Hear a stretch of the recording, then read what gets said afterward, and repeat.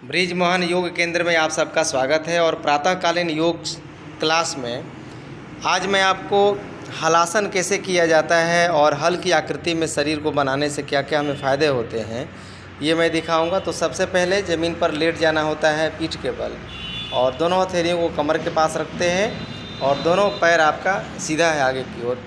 अब दोनों हथेलियों पर हल्का भार देते हुए शरीर का दोनों पैरों को सीधे उठाएंगे, जैसे हम सर्वांगासन में जाते हैं। देखिए कैसे पैर उठ रहा है, और यहीं पर थोड़ा हल्का सा ये भार देते हुए और शरीर को उलट देते हैं। अब आप देख सकते हैं कि काफ़ी सटीक अभ्यास है ये हलासन का। दोनों पैरों को, घुटनों को एकदम सीधा कर देते हैं और अंगूठे को ज़मीन में सटाए हुए हैं। दोनों हथेलियों को आप पूरा सीधा तानिए, ठीक है। और इसी में आपको कम से कम 10 सेकेंड होल्ड करना चाहिए। जब 10 सेकेंड होल्ड करेंगे तो इसके लाभ शुरू हो जाएंगे, इसके फ़ायदे प्रारंभ हो जाते हैं। यह आंतों को मसाज करता है, आंतों को सबल बनाता है, आंतों को मजबूत बनाता है, आंतों के टोन को एक्टिव कर देता है, और आंत ही हमारे रस को शरीर में एब्जॉर्ब करके, और जो सप्त धातुओं की प्रक्रियाएं हैं, रस, रक्त, मांस, मेद, अस्थि, मज्जा, वीर्य और रज का जो निर्माण होता है आंतों के द्वारा, रस के शोषण करने, एब्जॉर्ब करने के द्वारा ही शुरू हो जाता है। थायराइड के लिए ये पक्का दवाई है। फिर धीरे धीरे हम इसे रिलीज कर देंगे, फिर धीरे धीरे सीधे ऊपर की ओर आएँ और सीधे जैसे आए थे वैसे ही आप ज़मीन की तरफ आ जाएंगे। बहुत सुंदर अभ्यास।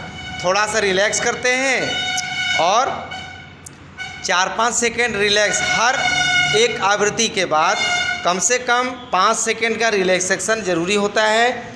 और जब शरीर पुनः सामान्य हो जाए तो एक बार पुनः इस अभ्यास को दोहरा देंगे। तो आइए, सांसों को भरें, उठाइए सांस भर के, और छोड़ते हुए, सांस को छोड़ते हुए पैर को गिरा दीजिए। सभी लोग करके देखिए एक बार। सावधानी बरतना है कि यदि किसी को कमर में दर्द है तो इस अभ्यास को सावधानी के साथ करना है, या तो ना ही करें तो ज़्यादा बेहतर है। वो सर्वांगासन तक कर सकते हैं। हाथ को दोनों सटाइए और नज़दीक ले आइए। और इसी में 10 सेकेंड कम से कम रोकिए। 1 2 3 4 5 6। इसमें सांस को आप ले भी सकते हैं, छोड़ भी सकते हैं, उसके लिए कोई मनाही नहीं है। सांस की गति को समान रख सकते हैं। तो यह हलासन का अभ्यास बहुत ही फायदेमंद है, और यहीं से आप सर्वांगासन में भी जा सकते हैं। ये अभ्यास कर सकते हैं आप। करिए इस अभ्यास को। देखिए ये सर्वांगासन काफ़ी जो लाभ शीर्षासन में है। कहा गया है कि सभी आसनों का यह राजा है सर्वांगासन, इसीलिए नाम दिया गया है। सभी अंगों को पोषण देने वाला, सभी अंगों को स्वस्थ बनाने वाला, सबल बनाने वाला, समृद्ध बनाने वाला यह सर्वांगासन। इसमें आप 1 मिनट से लेकर 5-5 मिनट तक इस अभ्यास को कर सकते हैं। ये आँखों के लिए, आंतों के लिए, अमाशय, पक्वाशय, पित्ताशय, छोटी आंत, बड़ी आंत, हृदय, सब के लिए, और दिमाग के लिए तो ज़बरदस्त अभ्यास है, क्योंकि इसमें ब्लड सर्कुलेशन उल्टा होने लगता है और पूरा रक्त और ऑक्सीजन, इसमें सांस भी लेना है, छोड़ना है। दोनों अंगूठा पर ध्यान लगा सकते हैं, या आँखों को बंद करके आप इस अभ्यास को पूर्ण कर सकते हैं। यदि पूरा सर्वांगासन नहीं हो तो आप आधा में ही पूरा पैर को सीधा करिए कमर से 90 डिग्री पर, और आँखों को बंद करके इस अभ्यास को कर सकते हैं। सर्वांगासन का अभ्यास, इसमें एक और उठाते जाते हैं और सीधा करते जाते हैं धीरे धीरे। तो शुरुआती दौर में थोड़ा सा भार लगता है उठाने में, लेकिन जब एक बार आदत लग जाए तो ये इतना लाभकारी है और इतना इसमें आनंद आता है कि मैं क्या बताऊं, और सांस की गति समान होनी चाहिए इसमें।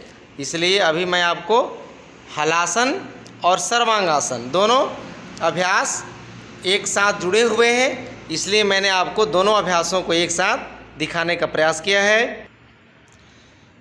सांस की गति समान, सांस लेते छोड़ते रहिए और इस अभ्यास को होल्ड करते रहिए और लाभ लेते रहिए। इस अभ्यास में 5 मिनट तो हर व्यक्ति को ज़रूर रहना चाहिए, और छोटे बच्चे से लेकर के अंतिम अवस्था तक, क्योंकि शीर्षासन जो है वो 35 साल के बाद नहीं शुरू किया जाता है, और ये सर्वांगासन चाहे वो छोटा बच्चा हो, चाहे हम वृद्ध हों, नौजवान हों, माताएं बहनें सब कर सकती हैं। इसलिए इस अभ्यास का नियमित रूप से अपने जीवन में उतारने का प्रयास करें। धन्यवाद।